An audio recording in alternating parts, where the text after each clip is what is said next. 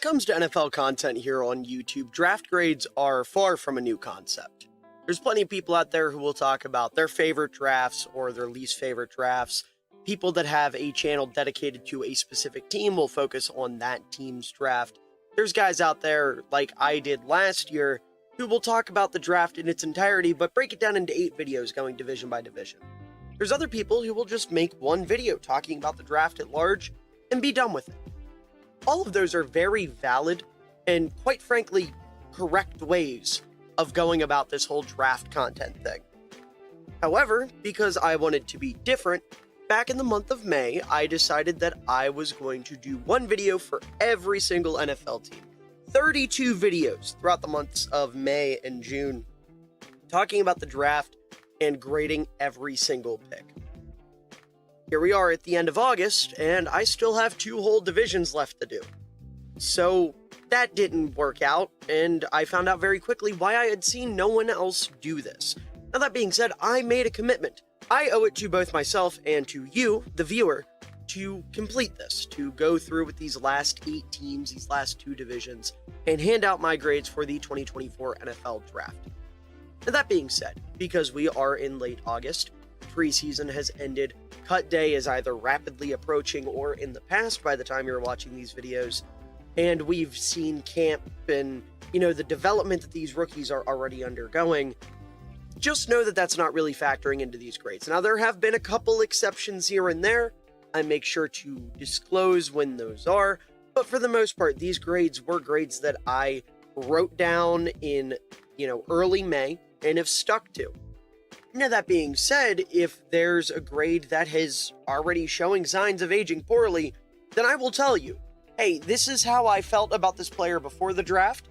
However, it looks like he's already starting to prove me wrong. I will happily admit that, and we can all laugh at me taking forever and being a big, dumb, stupid idiot.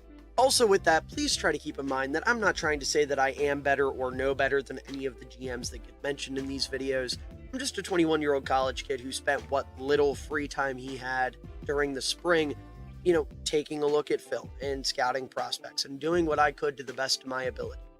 And I like sharing my opinions on this kind of stuff. You guys seem to like it when I share my opinion on this kind of stuff, so I'm going to continue to do it. So without further ado, let's go ahead and talk about the Las Vegas Raiders and what they did during the 2024 NFL Draft. The Raiders are a team that really interests me because on paper, I'll just tell you outright, I'm not blown away by this roster, especially given the quarterback situation where you have Minshew, who's a fine replacement level guy, but when you have Herbert and Mahomes in your division, that's a big issue. And then, some of the other weaknesses, the offensive line isn't exactly 100%. You're betting on a lot of upside, yada, yada. What I'm trying to say here is, despite that, I weirdly feel more and more confident about this team the more I look at it. Because you have the obvious star power. Max Crosby is one of the best edge rushers in the sport. Davante Adams is still one of the most consistent receivers in the sport. You add Christian Wilkins. You have some young guys that I'm a big fan of, like Trayvon Merrick stands out as the first guy that I'm seeing here while looking at their depth chart. Some of these draft picks are huge for me. Nate Hobbs is really nice. Some of the linebacker stuff going on is nice. You've got pieces on the offensive line like Colton Miller, who's a really solid offensive tackle. Like I said, the more I look at this team, there's more to like. And then you take into consideration the culture that's starting to be built here, right? This team had to deal with Gruden and McVay, and what a far cry this team is from them already, right? That era of Raiders football that feels like a distant memory, even though it really wasn't all that long ago. And a big reason for that is because of Antonio Pierce and what his coaching looked like last year, and just some of the different stuff going on within this organization. And I think this draft is one hell of a way to make a statement and say, listen, on paper, we might not be the most talented team, but we are trending in the right direction, so you better watch out, right? Because this is a team that, if they screw around and win, 5-6 games this year, end up with the top 10 pick, they get their quarterback, all of a sudden it goes from, man, the Raiders are a real scrappy team that are going to play good teams close to, oh, okay, the Raiders are doing something. Right? because that's kind of where I'm at with them right now. I think they are a scrappy team that are going to play really good teams close. I think Minshew will keep them in games. Their defense will keep them in games. And one of the big reasons for that is because I like the group of weapons they've assembled. I already mentioned Davante Adams. Jakobi Meyers is nice. Trey Tucker does his thing. Michael Mayer was my number one tight end last year. I still have a lot of faith in him as an inline tight end. And of course, their new addition, their first round pick, Mr. Brock Bowers out of the University of Georgia. Just a unicorn of a player, right? Now, I saw some people at the time kind of questioning, oh, why are the Raiders taking a tight end? They need corners, they need offensive line, blah, blah, blah, yada, yada, yada. This is a team that's going to run a ton of 12 personnel. They want to punch your teeth in, right? They want to play aggressive. They want to play physical bully ball. And it breaks my heart that Jakob Johnson's no longer with this team, because he would have been perfect for that. Shout out to my boy who is with the Giants now. But Bowers, even though he might not be the biggest or the bulkiest as a blocker, he allows you to have quite a bit of versatility operating at a 12 personnel, because Bowers really, he's like an extra receiver. He's in the vein of a Travis Kelce, of a Kyle Pitts, where, yeah, he's listed at tight end and he's built like a tight end, but he can move, he can catch, he, can run routes all like a wide receiver, almost like one of these, for lack of better words, a fat slot. I've seen that term used to describe Kelce before, and I think Bowers is a lot better as a blocker than Kelce is, because he's just a stronger player, and truthfully, he could be an inline tight end if you needed him to. But the beauty of this offense is you don't, because that's Michael Mayer's job. Bowers gets the ability to line up as a wide tight end, as a slot receiver. You can line him up on the outside. I've seen people suggest maybe you can throw him in at fullback, which I think is definitely doable. Like, he's got this versatility to his game that most tight ends just don't give you. And that's like the big appeal of drafting a Brock Bowers. This isn't, we give up on Michael Mayer. We're done. We think he's a bust. We need a new tight end. This is, hey, we really like Michael Mayer as an inline tight end. Let's get more weapons. And at this point in the draft, Bowers was the best offensive weapon left on the board. He was a top 10 player on my big board. You have Harrison, Odunze, and Neighbors all off the board. He's the best weapon available. He's got the speed, he's got the acceleration, he's got the agility, he's got the change of direction. Great after the catch, really good route runner, really reliable hands with a career 4.4% drop rate, really good at winning at the catch point. Really, really tenacious as a blocker when he needs to be. Sure, he's not going to man up defensive ends or anything like that, but he's a wide tight end. In no world are you asking a wide tight end to go one-on-one with an edge or a defensive end. It's, hey, go to the second level and kill that safety, or take care of that linebacker, or take care of that corner. Bowers can do that for sure. He's somebody that really, if you want to get like really freaky, you could put Bowers at like running back. Like, we talk about the Shanahans of the world and the 49ers and what he's done with Deebo. There was that whole trend where everybody wanted a Deebo Samuel. Brock Bowers is that in a tight end's body. Like, he can do everything. Now, sure, he's not as big as your average tight end. His catch radius isn't massive. And his contested catch ability in his final season wasn't really good. He was 2 of 9 on contested catch opportunities. But the beauty about Bowers is, like, he's just going to be open. You don't necessarily have to worry about him on contested catch opportunities, because he won't have anybody to contest him most of the time. So now you've got 2 guys in Tay Adams and Brock Bowers who just get open. You have Michael Mayer as your true inline tight end, kind of a safety blanket for Minshew. You've got Jakobi Meyers as your reliable over-the-middle guy. You've got Trey Tucker as somebody with a little bit of speed. Like, this room of weapons is really shaping up. So all in all, I think this was the perfect pick for the Raiders at 13. I think we've all kind of settled into that. Some of the narratives I was mentioning earlier, that was a lot of, at the time stuff. I think we've all kind of settled on, okay, the Raiders just want to be good at throwing the football. Sure, get them another weapon. And then in the second round, they further support that offensive unit by adding Jackson Powers Johnson, the center out of Oregon. I know he's playing guard. for the Raiders as of right now. According to the ESPN depth chart, he's backing up Cody Whitehair. I can tell you right now as a Bears fan, I don't expect that to last very long, if that's even accurate.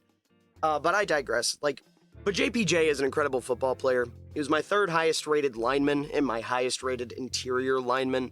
I only had him behind Joe Alt, who was one of the three best players in this class, and JC Latham, who I was very, very high on as a tackle. But taking a look at him as a player, he's got the height, he's got the size, he's got a good frame. He's a bigger bodied player, especially for a center prospect, but he uses that to his advantage. He has good play strength. He's able to push defenders off their spot at the line of scrimmage with ease. He can absorb pass rushers with a really strong base and anchor. He's got that mean streak you want to see. If you get him pulling as a guard, he's going to kill a defensive end, kill a linebacker, kill a safety, kill a corner. He doesn't care. If they're wearing a different color jersey, he's able to light them the fuck up and take them out of the play. Just beautiful to watch this guy get up to the second level as a center. Can't wait to see him as a guard, maybe pulling a little bit, like I said. He has the movement skills to climb to the second level and make those blocks in space. He does a good job picking up on twists and stunts. As a center, he is really, really good at snapping the football. Very clean, very rarely puts the ball too high, too low, whatever. Not going to matter right away, but long term, if something ends up happening with Andre James, if you decide he's not going to be the guy, he can absolutely kick back inside. He's not somebody that's going to get moved very often because of that strong base and a strong lower half, like I mentioned. He does really well on combo blocks, which he's going to be on the other side of now. Obviously, as the center, he was more of the help. Now he's going to be more of the focus, most likely. He's really good at looking for work on screen passes, getting out in space on those types of plays. He's a really good lateral mover. He's able to mirror pass rushers pretty well. His hands are really strong. Got a really, really strong initial punch he's able to replace with his hands and sustain blocks. He has positional versatility. Obviously, he started at center and at guard, going to play guard in the NFL. And watching him, ironically, my comp for him was a guard. He reminds me a lot of another interior lineman from this division in Quinn Miners, who is a stud and just got a bunch of money from the Denver Broncos. I think JPJ can be even better than him. Now, that being said, he's not the fastest guy in the world. Because he's a little bit bigger, he might whiff on a block or two just because he doesn't have the suddenness that some smaller centers do. And sometimes he does have a little bit of a tendency to lean, but, those are things that are very fixable. I'm not worried about the size thing. I think playing at guard, that will actually benefit him a little bit more, to be a little wider, to be a little stockier. He's an awesome football player. He's only 21. He was born almost exactly a month before me. I just saw that on the second screen I'm looking at with my scouting report. I forgot about that. That makes me feel so old. But think about that for a minute, right? And to put this in perspective, my comments love to remind me of this. I am a month younger than Jackson Powers Johnson, almost to the day. My birthday's February 22nd, 2003. His is January 23rd. So a little under a month younger than him.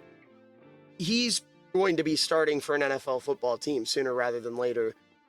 I'm sitting here grading draft prospects when football starts tomorrow, and I'm still not through with it because I got sidetracked. That's insane. That's insane. What am I doing with my life? But anyways, existential moment over. Great draft pick. JPJ worth way higher than a mid-second round pick. I thought he was one of the 20 best players in this class, so the value here is great. He's a great player. Just all in all, fantastic pickup. And then about 30 picks later, they take another offensive lineman, this time being Delmar Glaze, the offensive tackle out of Maryland.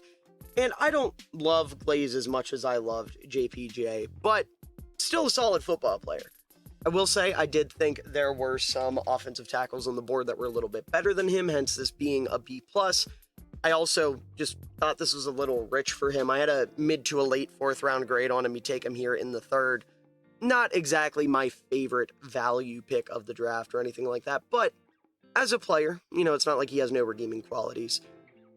He's got good size, good length, above average athletic tools. He's got a well-built frame with a solid power profile. He's able to explode into his kick sets with adequate range. He has good ankle flexion and knee bend to stay low and gain leverage. He's able to utilize his hands very well to gain leverage and then latch on. It's like he's got vice grips where his hands should be. He throws really powerful jabs, and he's able to punch hard with his length. His latch and mirror ability in pass protection is above average. He's able to change up his landmarks to keep defenders guessing. His anchor and core balance are by far and away the selling point to his game, his best physical traits. He's pretty good at identifying and picking up on stunts. Not perfect, but he gets the job done. He never passes up on an opportunity to bury someone in the dirt. His impressive angle awareness and drive as a run blocker. He just feels like a Raider. What can I say? This is an offensive tackle that feels like a Raider, so I get the pickup. Now, that being said, doesn't have the best range because he isn't super quick. He turns his hips and creates a soft shoulder and pass pro. You need to do a better job of protecting that shoulder. His hand strikes tend to land wide and also come in late when he's trying to redirect. He struggles to get depth often and mirror quicker pass rushers, and he can have some pretty frustrating lapses in awareness as a run blocker. All in all, though, he's a solid enough tackle. Again, not somebody that blows me away, but I see the upside with him. I can see a world where maybe he ends up starting as a right tackle long term. But worst comes to worst, he's a solid enough swing tackle. And then we move on to day 3 in the 4th round. They take DeCamerion Richardson, the corner out of Mississippi State. Very good size, very good speed, good arm length. Played a lot of man, played a lot of zone, and looked pretty good in both of them at Mississippi State. Good timing and punch and press coverage. He has easy speed that allows him to hang in with pretty much any receiver. He's not going to go stride for stride with like a Tyreek Hill, but at least against the guys in your division, I don't see anybody he's not going to be able to hang with. He has good awareness of where receivers are and how to get good positioning in zone coverage. He has solid downhill change of direction to kind of help on run support or if he's triggering onto a underneath route. He has high tackle numbers and he was a willing participant in run defense. And if all else fails, he has the profile to be a very, very good special teamer. The size, the aggression, the physicality. Now that being said, very limited ball production, didn't have any interceptions. In coverage, he can lose his balance from time to time. His lateral agility is adequate at best, shows a decent bit of hip tightness. High pad level in his back pedal is far from ideal. Not great at understanding how deep he should drop back in zone coverage. He gives up a lot of space underneath in zone. He can get a little handsy, and he is not great at getting his head around to find the ball in coverage. Like I said, those ball skills are not fantastic, but he's a fast, physical corner who, at this point in the draft, there weren't a ton of guys available that I thought were better than him. Sure, maybe I would have liked to have seen them take a Kalen Carson or maybe a Cam Hart, but I do think this was solid enough. Not the perfect pick, maybe a tick earlier than I would have taken him, but I definitely see the appeal.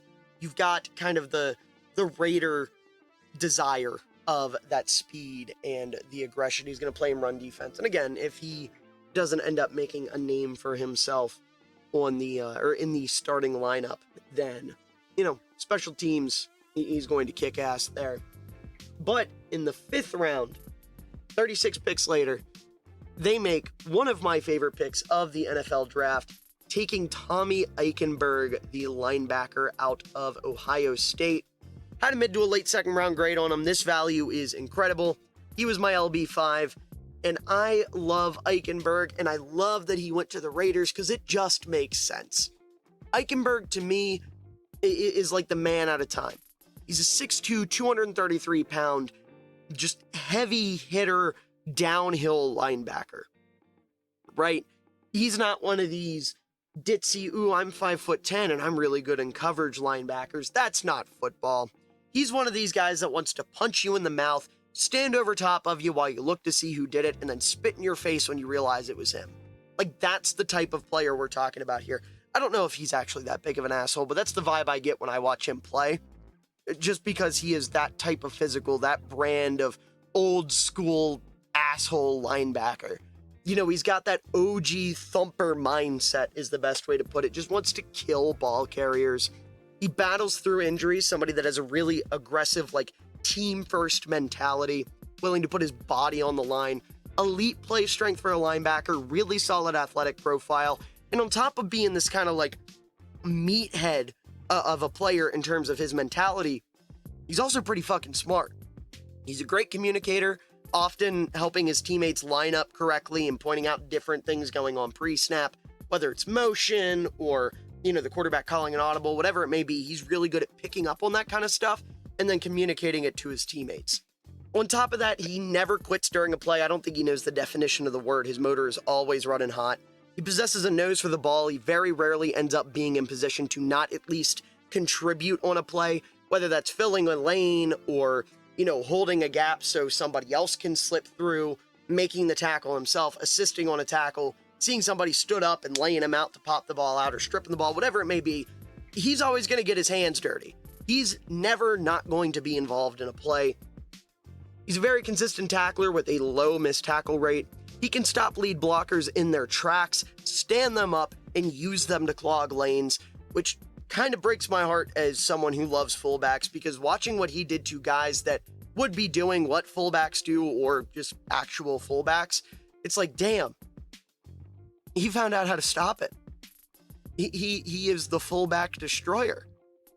And I kind of hate him for it, but I also kind of love him for it, because you don't see guys like that anymore. He's able to stack and shed against fullbacks, tackles, and everything else in between at a very high level.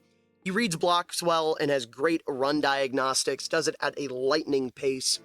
He possesses the gap discipline to redirect ball carriers effectively. Just all in all, a very instinctive run defender. He's an above average blitzer thanks to his physical demeanor and play strength. His physicality and athleticism allow him to hang with tight ends in coverage. And if all else fails, you put this dude as a pure special teamer. If you decide he's just not going to make it as a linebacker in this league, which I don't think is going to happen, but worst case scenario, he's an all-pro special teamer. That's the worst case scenario for this guy. Now, that being said, not the most athletic guy. Arms aren't super long.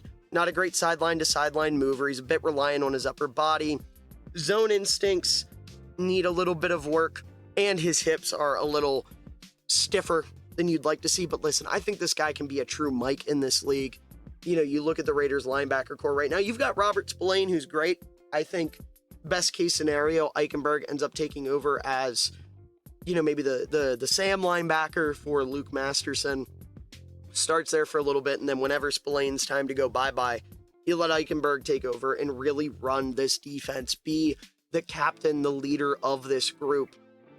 I think he's got that in him. I think he is an incredible football player. Like, he just feels like a Raider. I won't lie. There's part of his game that screams a little Bill Romanowski, right? He's like if Bill Romanowski took his meds and wasn't as psychotic off the field as he was on it. I just love Eichenberg. He's a phenomenal football player. I can't wait to watch him play for the Raiders. Him in the silver and black just makes sense. Just the perfect pick for the Raiders. And then in the 6th round, they make another perfect pick, in my opinion, taking Dylan Laube, the running back out of New Hampshire. A guy I was a huge fan of. He ended up being one of my top 10 running backs. Had a late 3rd round grade on him. You get him here in the 6th. That's awesome value. And the thing that stands out to me the most is his fit in this offense. You have Zamir White, who's your RB1, really good as a runner. He has a little bit of receiving upside. Alexander Madison, more of your power back. Amir Abdullah is a player that is still in the league for some reason. He has some value. But Dylan Laube is that true receiving back. He is that true scat back, that true just like, it's 3rd and 8, we need somebody to run a Texas route, we need somebody to run out into the flat and turn upfield. That's Dylan Laube to a T, man. I love this pickup. He reminds me a lot of like a Danny Woodhead, just another tiny white guy that can catch the ball really well.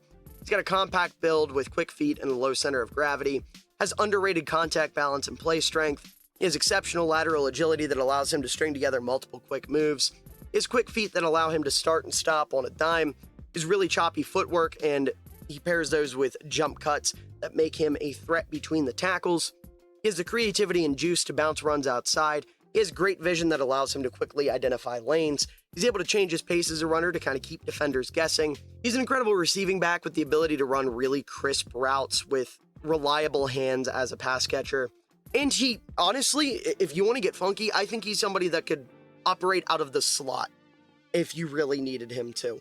I was talking about Bowers being able to line up everywhere. There's a little bit of that in Laube's game, too. That being said, probably not an every down back, 24-year-old rookie. And he's not somebody that's great at creating separation downfield, but He is a very, very exciting piece for this offense. I love Laube. I thought this was a fantastic pick. 5'10", 206 pounds, just screams one of those old school Patriots receiving backs. Like I said, a Danny Woodhead, a Shane Vereen a little bit. I'm trying to think of other good examples, like a quicker Rex Burkhead, Darren Sproles, if you want to go to Philly, that type of running back. That's Laube to a T. But I think he's got a little more power to him, right? Even though he's a little bit smaller, I think there's a little bit of power in his game. And then in the 7th round, they made 2 picks, the first of which was Trey Taylor, the safety out of Air Force, of all places. Somebody that unfortunately will start the season on IR, but he does have the ability to come back as soon as week 5. So hopefully he's all good to go then and will be an important part of this defense. Definitely somebody that looks the part with a long, filled-out frame. His good first step, good burst to the ball. He's excellent when it comes to running the alley and arriving with force against ball carriers. His excellent hands and ball skills when he's in position. He hits hard, has a lot of stopping power, forced to fumble in each of his 3 seasons at Air Force. He's physical to take on blocks with good instincts, and he's able to bend around linemen when he can. And he's another guy that if he's not a huge defensive contributor, he's going to be a great special teamer because he's got that quickness, he's got that physicality, he's got the instincts, he's got the ability to shed blocks. Now, that being said, he's somebody that when he starts to lose a little bit of ground, panics and gets a little grabby and, will try to fight guys almost. You kind of mug receivers at the catch point. Not great. He was penalized 3 times for that in 2023. He needs further development in terms of anticipation and route processing if he's ever going to play like a true deep safety role. Didn't get a lot of reps there in college. That's the big reason why. Obviously, playing at Air Force, didn't play against the highest level of competition. And his speed isn't fantastic, but as one of these, box safeties, hybrid guys, almost even like a nickel, I like the projection for Taylor. I think he's somebody that definitely has a role on this team, at least as a backup safety in a special team or somebody that comes in on specific packages. But all in all, I thought that was a good pick in the 7th round. Wasn't a great safety class, and being able to land a guy like Taylor just in the 7th, taking a flyer on him, I don't think is a bad pick at all. And hey, if all else fails, you can say you had the cousin of Ed Reed on your football team for a little bit, which is pretty cool. And then their last pick, MJ Devonshire, I believe is how you say his name, the corner out of Pitt. I didn't watch him play pre-draft. I didn't watch him play post-draft. There were some guys that I did go back to, like Richardson and Taylor, but Devonshire, I never got around to. I was going to, and then the Raiders cut him. And then they signed him back to the practice squad, and I was going to, and then they cut him from the practice squad. So now it's kind of like, he's not part of the team anymore. To my understanding, he's just another physical corner. So if he finds his way back to the Raiders, then cool. More physicality in the secondary is a great thing. This is a physical ball team. If he doesn't, so be it. It's your last pick in the 7th round. Not a huge deal. But as a whole, this is a great draft class. A lot of very physical players, Johnson and Glaze and Eichenberg and Richardson and Taylor all have that mean streak to them. Bowers too. Laube has a little bit of it. Laube and Bowers have a lot of versatility to their game. And then guys like Eichenberg and Taylor just feel like Raiders. So I think this is a great draft class. Going to give them an A. Not quite an A+, but definitely very, very good. Definitely a draft that's making me take the Raiders more seriously than I would have going into the draft. And quite honestly, a draft that makes me think, wow, maybe Tom Telesco can be okay at the whole GM thing sometimes, because there's still very much questions about whether or not he can do that. But I digress. Good draft, good players, very exciting for the Raiders. Just awesome stuff all around. Had a chance on the throwback. This was an ill-advised throw. What an unbelievable catch by Cole Kmet. And he cups it too. No movement when he hits the ground, tucked up against his shoulder. Wow. Using that